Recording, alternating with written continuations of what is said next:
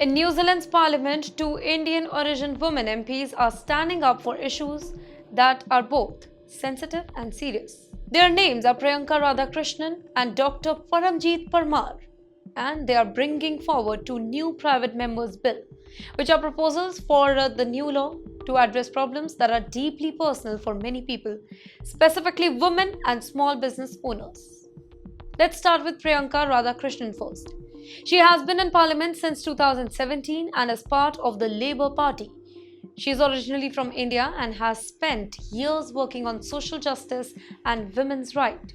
Now, she has introduced a new bill that aims to make virginity testing and a surgery to restore the hymen illegal in New Zealand. Why?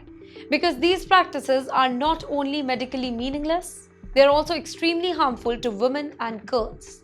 Virginity testing is often done to prove a woman's purity, and that too before marriage, even though science has proven that there is no reliable way to test virginity. In many cultures, women face shame, punishment, or even violence if they are thought to not be virgin.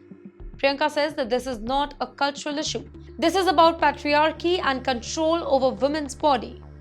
Her bill will criminalize these practices, meaning that anybody who performs or pressures anybody into such procedures can face punishment under the law. She also points out that the UK has already banned these practices and the World Health Organization has called for a global ban. She believes it's time for New Zealand to take a strong action too.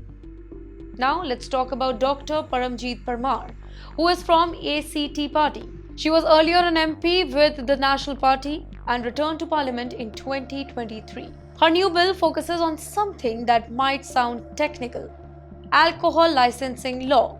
But it's actually a big deal for many Indian shop owners in New Zealand. Right now, when people want to open or renew a liquor store, they have to go through a very difficult, small, and expensive process. If they follow all the rules, somebody in the community can object to their license. In some cases, if a new school or religious building opens nearby, it could threaten their business. Parmar says that this process is unfair and causes a lot of stress, specifically for Indian families who have invested all their savings into running these shops. Many of them even mortgage their loans to keep their stores going. Her bill tries to bring balance. It says that people who want to object to a license should have a real, direct connection to the area. The goal is to protect both community concern and the right of small business owners. Dr. Parmar also made a very important point here. Just because many of these shops are owned by Indians doesn't mean it's only an Indian issue. It's a business issue and one that affects the future of hard-working families. She said her job is to make sure that laws are fair for all New Zealand citizens, no matter where they come from. Now here's how the process works. In New Zealand Parliament, members' bills are proposed by MPs who are not part of cabinet or ministers. These bills go into a kind of lottery called a ballot. If the bill is picked, Parliament discusses it.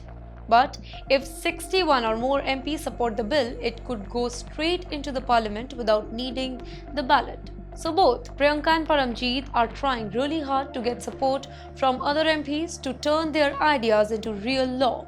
In short, one Indian origin MP is trying to protect women's human rights and another one is standing up for Indian small businesses. Both are using their voices and positions in Parliament to bring real changes. It's a proud moment for Indian community around the globe, specifically in New Zealand, to see these women speaking out not just about Indian culture or festivals, but about laws, fairness and justice.